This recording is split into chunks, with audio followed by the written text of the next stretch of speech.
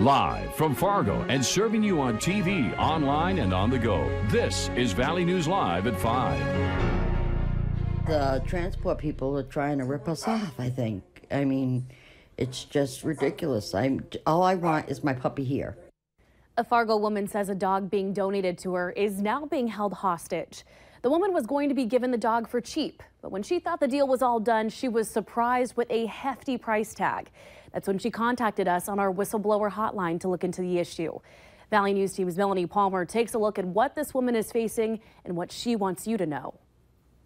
I have no idea what to do. I just know I got to get her here.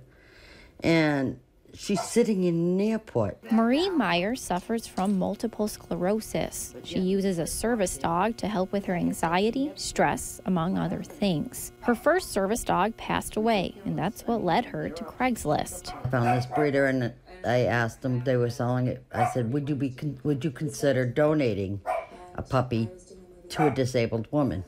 They said yes, but you'd have to pay for the shipping. Meyer says this dog breeder is from New Mexico and was referred by a friend. She was going to give the dog to Meyer for a low price and even help with transportation. This breeder found a delivery system that would bring Meyer the dog. GeoTrans is the name of the company, and they are now charging Meyer $1,000 for insurance purposes to bring the dog to North Dakota. She says that wasn't disclosed in the beginning. I don't have that kind of money living on SSI. Meyer says the dog is being held at an airport in New Mexico until she can pay. And if she doesn't pay, she will be charged each day the dog has to stay there. I understand it's a business, but somewhere the CEO should have a heart.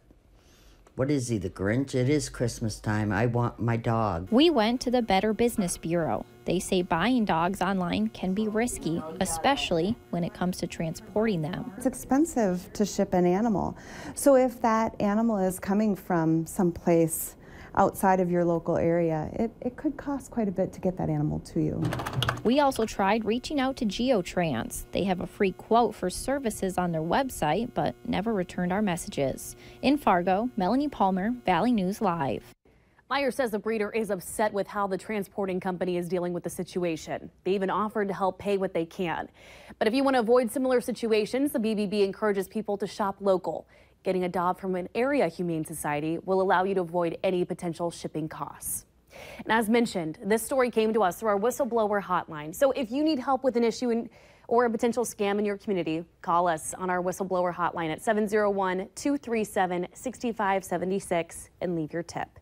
A member of our investigative team will then get on the case and go to work to expose the truth.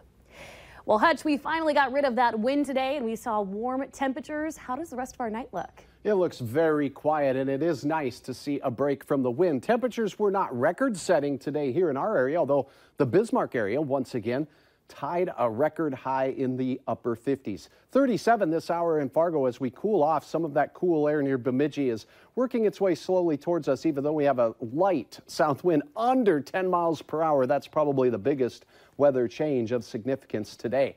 Here's what we could expect. Tonight's coolest readings will be up in north central Minnesota, where we'll quickly be into the mid-20s for much of the evening and closer to 30 here in the Fargo area as we go through the early overnight. The wind remains light, so very quiet for any outdoor plans that you may have.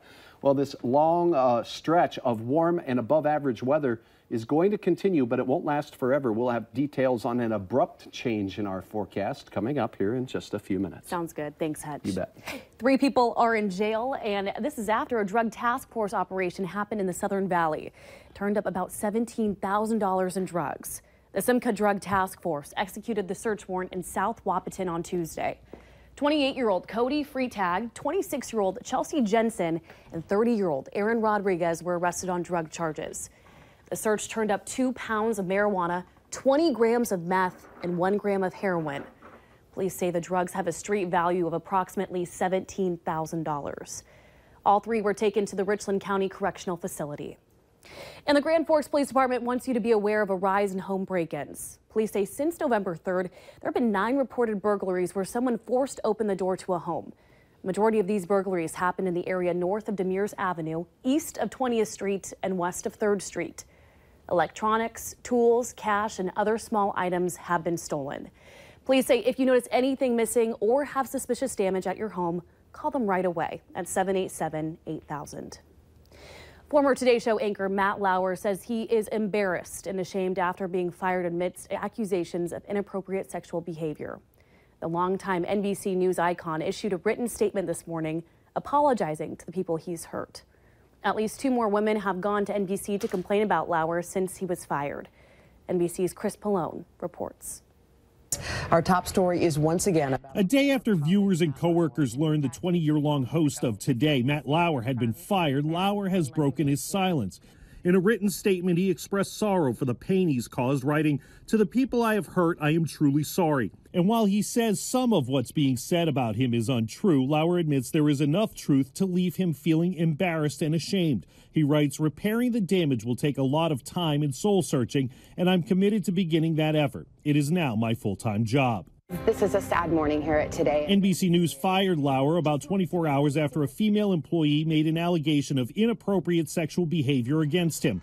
Since then, NBC News reports 2 more women have come forward to the company, also accusing Lauer of inappropriate sexual behavior. The New York Times reports a former employee alleges the anchor sexually assaulted her in his office in 2001. And following a 2-month investigation, Variety magazine published a report describing a pattern of alleged sexual misconduct by Lauer, with 3 women telling the magazine Lauer sexually harassed them. That report also says several women say they complained to NBC executives about Lauer. They allege those complaints were ignored. NBC News responded in a statement, "We can say unequivocally that prior to Monday night, current NBC News management was never made aware of any complaints about Matt Lauer's conduct." One of Lauer's former colleagues offered support to his accuser. The story today is the courage of a colleague who did come forward. NBC News confirms the alleged inappropriate behavior which led to Lauer's dismissal began at the 2014 Olympics in Russia and continued after that. Chris Pallone, NBC News, New York. And add music and fashion mogul Russell Simmons to the growing list of high-profile names accused of misconduct. Simmons stepped down from his business properties amid sexual assault allegations today. And new developments tonight in allegations against Minnesota U.S. Senator Al Franken. We're learning that the Senate Ethics Committee has just opened a preliminary inquiry on Franken's allegations. This comes after another woman has stepped forward to accuse a U.S. Senator of groping her during a photo op while he was taking part in a USO tour. Army veteran Stephanie Kemplin says the incident happened in December of 2003. Kemplin says when she was asked to take a picture with Franken, he put his arm around her and grabbed her right breast for 5 to 10 seconds.